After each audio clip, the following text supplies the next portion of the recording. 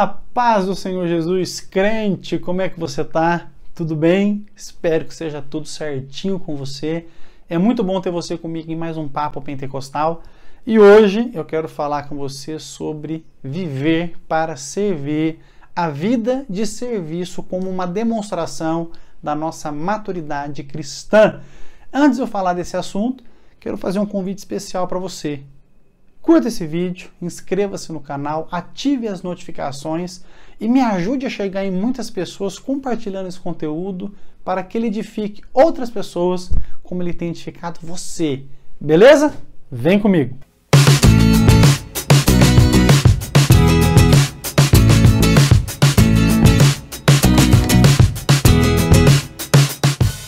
A mensagem do Evangelho é uma mensagem bastante revolucionária.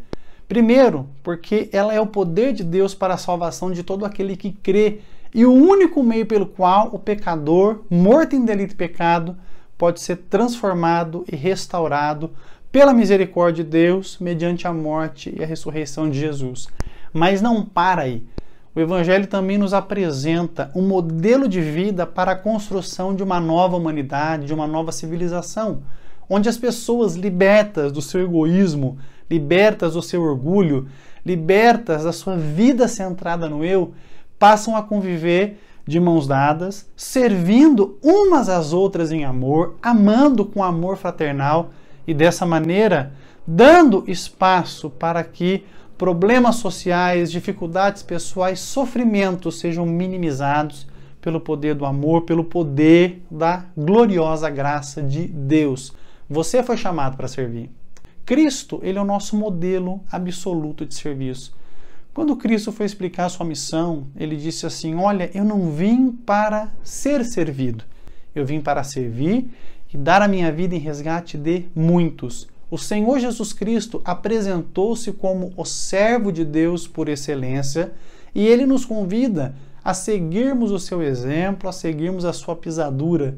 Certamente você se lembra no Evangelho daquele episódio em que Jesus lava os pés dos discípulos e ele fala: olha, eu dei exemplo para vocês. Assim como eu servi vocês, vocês devem também servir uns aos outros.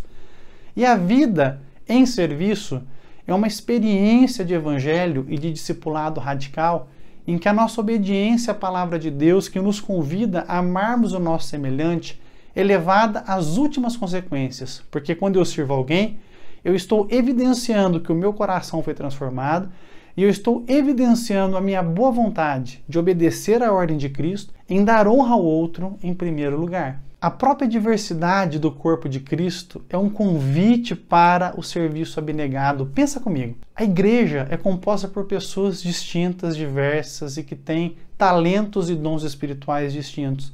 Quando nós entendemos isso e não tentamos fazer a comunidade ser um grupo de gente igualzinha, padrãozinha, muito semelhante, um grupo de clones, mas estimulamos que essa diversidade apareça e as pessoas que têm talentos e aptidões distintas possam crescer igualmente, isso faz com que a igreja se torne um ambiente de serviço poderoso e transformador.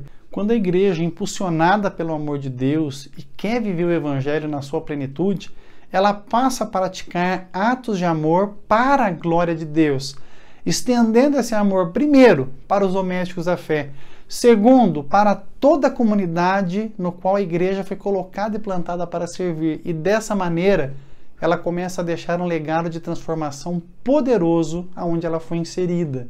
Nós vemos no Novo Testamento diversos textos bíblicos que nos convidam à prática de um serviço abnegado.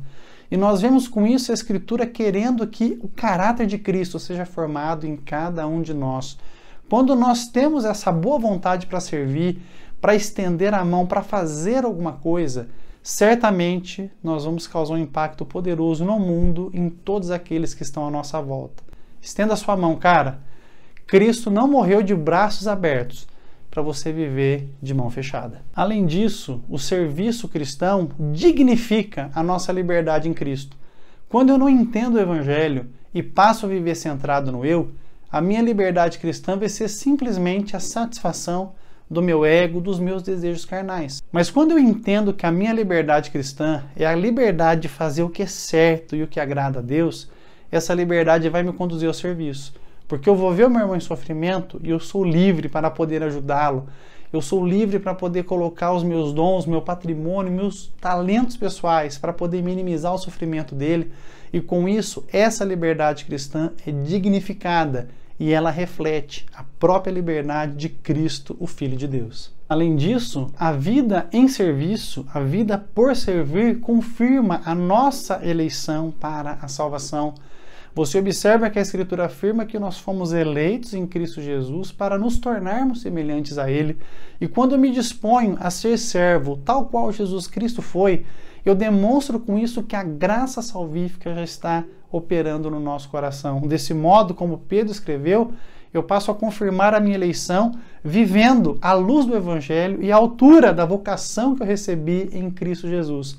Todas as vezes que você encontrar um cristão que talvez aos seus olhos não pareça ter muita preeminência, mas que teme a Deus e que está ali lutando para servir em amor o seu semelhante, você percebe ali claramente um eleito de Deus. E o serviço é muito além de ter cargos na igreja. É muito importante que você entenda isso.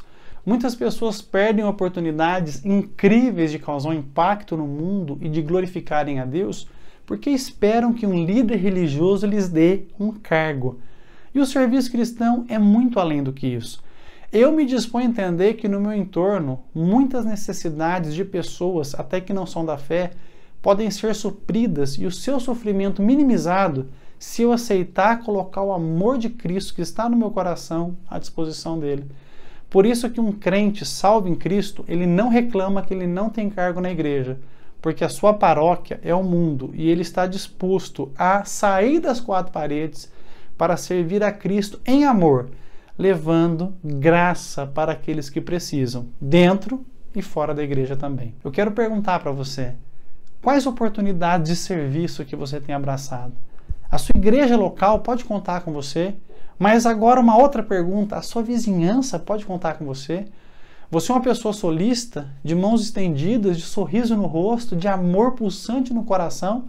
Ou você é um cristão orgulhoso, egoísta, carrancudo, que não faz nada e que vive uma vida centrada no ego, demonstrando com isso que talvez ainda não entendeu a salvação e muito menos a vocação que você recebeu de ser um servo fiel de Cristo?